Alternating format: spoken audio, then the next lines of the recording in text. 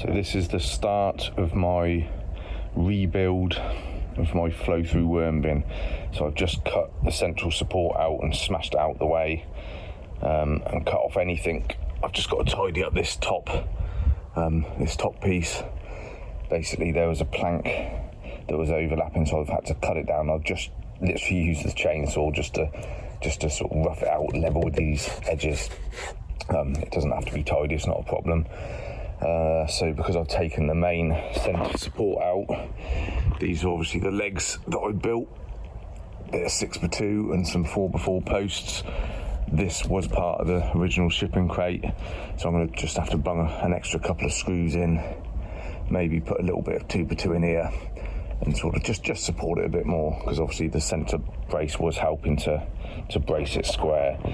So once I've got this all done, cleaned up and completely clear, the bottom will then be fully open, as you can see, just a little overlap each side, about 3 inches, well 2.5 probably, of those big thick bits on the side. So it'll be completely open, and what I have got, I'll just come over here and show you, is a load of these white metal poles just there. I've got a big stack of those. They were from one of these pop-up greenhouses that you get. An old one I had a while ago, the plastic perished, and I chucked the plastic and kept the metal poles. I always keep things that I think might come in handy, and they fit just about, they don't overlap all the way, they overlap about 1 inch each side. So what I'm going to do is they're only probably 1mm steel, powder coated. I'm going to just flatten the ends with a hammer, drill through, and I will drill these cross in here, and I'll see how many I've got, and I'll hopefully do them sort of 1.5 inches apart, so that will be much easier to rake out, and it should work a whole lot better. But I'll show you the steps along the way, what I'm doing. The next job after I've cleaned it up is just to treat it. I'm going to treat all the wood just to preserve it a bit, and I will line the inside completely with plastic, just so that the worms don't come into contact, with the treated wood. I'm going to line it with plastic completely. So yeah, first stage. I'll show you the steps along the way, like I say. So it's another rainy day today. I got it all finished cutting out yesterday, and I've come down, I've just stained it with some old wood stain, a dark stain. That should help to preserve the wood a bit longer. Like I say, I don't know if it's a particularly animal friendly stain, it's just some old stain I had in the garage, but it's not going to matter, because I'm going to line it literally from the top right to the bottom with plastic. I've got this old roll of plastic here, which is 1 metre wide, fairly heavy gauge, so it'll be completely lined top to bottom. What I'm actually thinking is I may put the bars on the very bottom, that just to give me a bit of extra space and to make it a bit easier to rake out. Now that will leave a bit of a lip there. Obviously there's a lip each side anyway, and there'll be a bit of a lip that side, but I don't think it'll matter. The bulk of it will go down and fall through the hole. Obviously it'll fall through. I will get a bit of a build up of stuff on the side here, a few inches that may never come out, but that doesn't really matter, as long as the bulk of it can be raked out from the middle.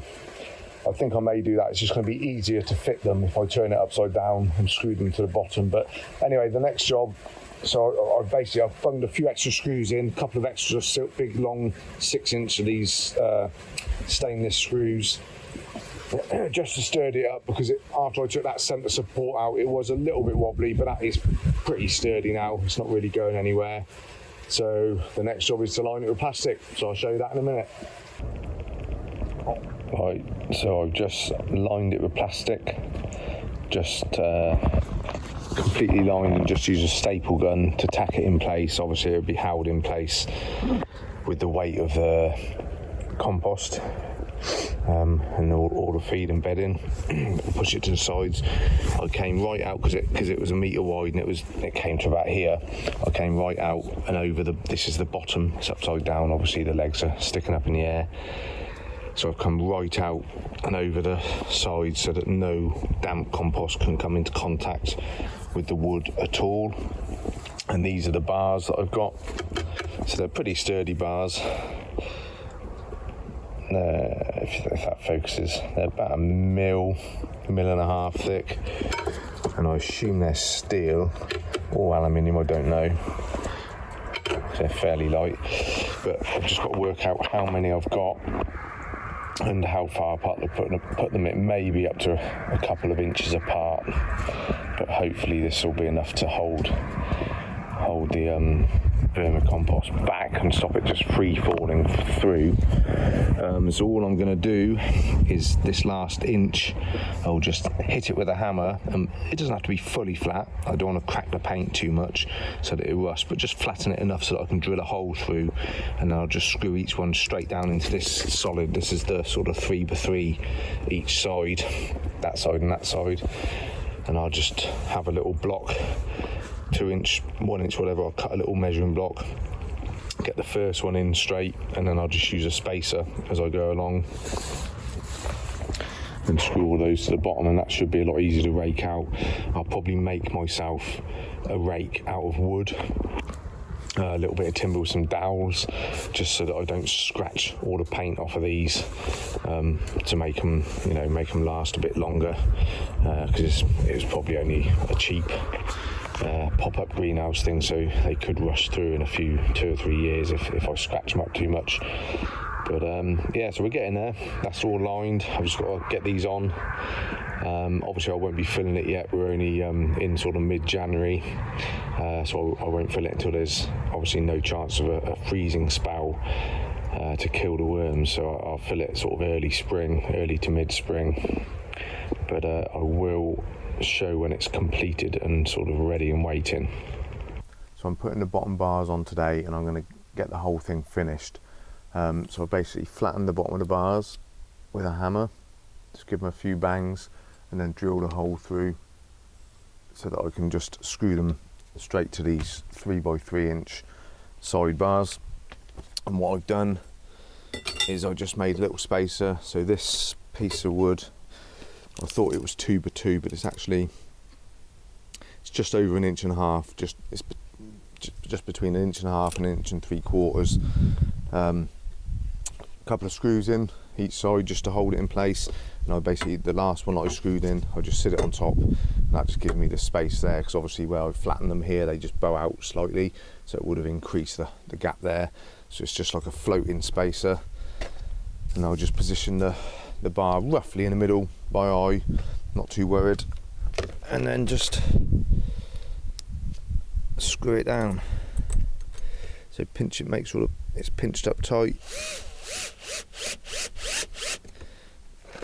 Get the screws started.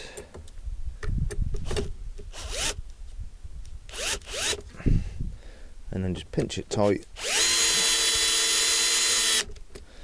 And make sure they're screwed nice and tight. Nice and tight down. And they are rock solid now. So I've done a few of these. I'm just going to go along and get them all on.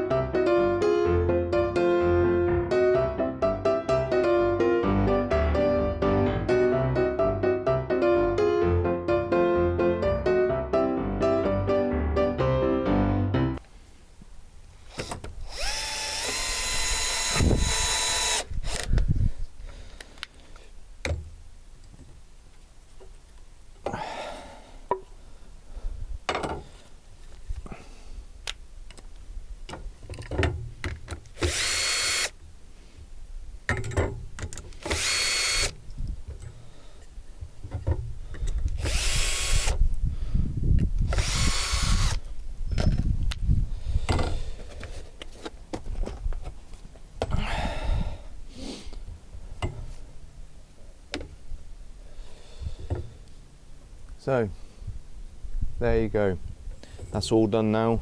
Like I say, every gap is just over 1.5 inches, probably about 1 5/8 inches, something like that. And they're, you know, I mean, I could bend them if I wanted to, but they're very rigid. I mean, I can put all my weight on just a couple of them, and there's just a tiny bit of flex, so that should handle the weight. Like I say, when this is full of damp vermicompost, there's going to be a couple of 100 kilos, I should think, in there quite easily, and this will hold that. They're good 2-inch screws, 5mm by 50mm, self-tapping wood screws, and that's a nice solid block that they're into, so they're really holding well. So I'm not sure whether this gap, I mean, I've seen videos where people use rope. They sort of drill holes through and they loop rope through, and I'm sure I've seen gaps at like sort of 3-4 inches on some of the videos. I've watched so many videos on flow through bins, it's unbelievable. But you know, hopefully it won't all fall through this sort of willy-nilly, and we'll need raking out. Like I say, I'm going to build a little wooden rake, just so I don't scratch any more of the paint off up the whole length and sort of rust them out. But yeah, this is the sort of plan anyway. That's basically finished now. Everything's painted. So what I'll do is I'll get it up now and I'll stand it up on its feet, and we'll have a sort of look from the top and see how it looks. So that's the finished product. I've had to stand this side on a brick and a piece of pallet wood. I didn't bother before when it was just made with the barbecue grills, but now I've redone it, I figure I may as well get it perfectly level. The land does slope up here quite considerably, so that is now it's pretty much spot on level. Not that would probably make much of a difference, but you know, just getting it as good as I can. So the view from above, this is now how it now looks. I don't know if you remember the first video.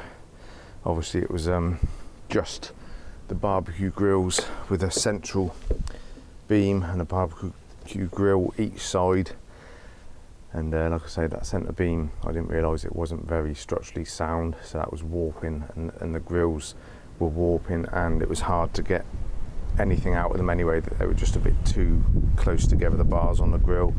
So obviously, like I've said before, the only issue I really have is because of the way that the crate was made.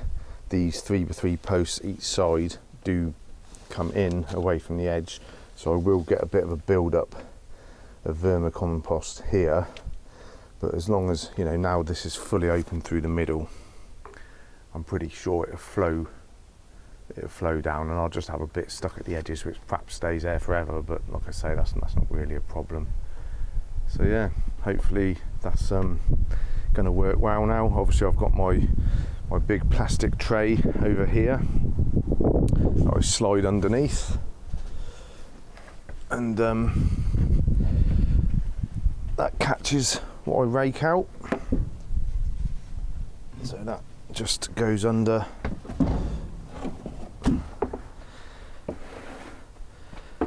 perfectly underneath there, and then I'll make myself a little rake, and as I rake it, it'll just fall into the tray. I can then pull the tray forward and bag up or put into a trug to go and put out in the garden, or the vermicast. So that is job done. Like I said, I've just got the lid there I've got to put on, and that just sits up on top. Everything's treated now. Everything's been a few more screws in it to make it all secure. So that's another little project done. Obviously we're mid-January now, so I'll watch the weather, but I want to get it started as soon as I can, because obviously I can't remember when my first video was when I built this with the barbecue grills, but it's got to be sort of mid-July, maybe end of July from what I remember, because I didn't get my first worm bin until my birthday, which is end of May. So it must have been July time, and it was actually doing really well come the end of the summer and into the autumn.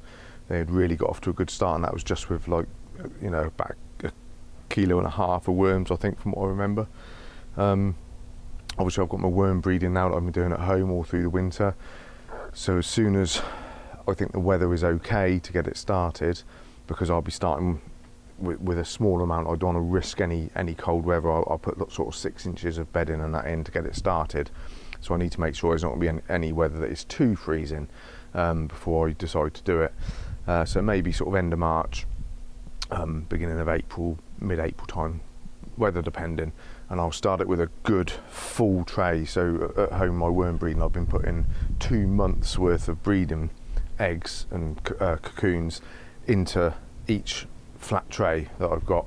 So I'll probably put at least 1 tray, possibly 2 trays into here, so that'd be sort of 2 or 3 months worth of the breeding that I've been doing into this bin to get it started, and the rest to go in the outdoor bed. But that should give it a real good kickstart. And like I say, starting it that early with a better population of worms than I did the first time round, I would hope to be perhaps harvesting from here midsummer, hopefully. We'll see obviously how that goes, but that's kind of what I'm hoping. So yeah, I'll do another video when I get it all up and running again. But until then, if you're enjoying the videos, please remember to like and subscribe, and we will see you next time, guys. Take it easy.